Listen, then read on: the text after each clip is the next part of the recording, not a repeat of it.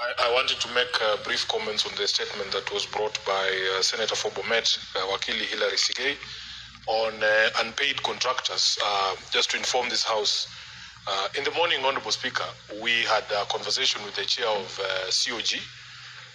The chair of COG is the governor of Wajir, and some of the problems that we were discussing are captured in the conversation that has been initiated by Senator Sigei.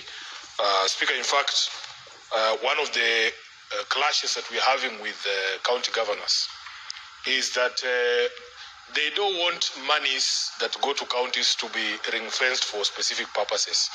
But the frustration that is on the ground, and I'm sure colleague senators will agree, is that whenever we lump the county money in the equitable share, most of the times the governors do what they want with that money. The governor of Mombasa appeared before us and told us that the reason why the county governments don't want to employ the UHC workers who are outside our gate just now on permanent and pensionable is because they wanted the money that was disbursed under the County Government Additional Allocations Act to be put in the, what is it called, the equitable share.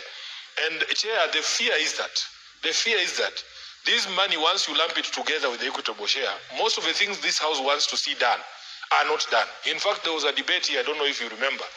We wish, as a Senate, we would ring-fence money for payment of contractors. Because this issue of pending bills has gone on for too long.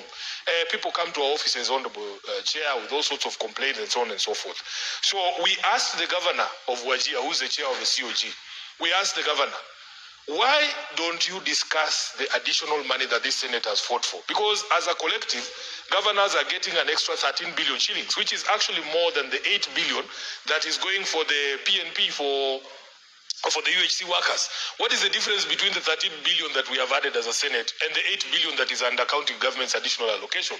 Why can't they use the extra money from the Senate under the equitable share, the 13 billion, to have these UHC workers on permanent and pensionable? And they don't have an answer. So we are growing increasingly frustrated, Honorable Speaker. They are saying that now they can only give 1-year contracts to these UHC workers because their money is coming as a conditional grant.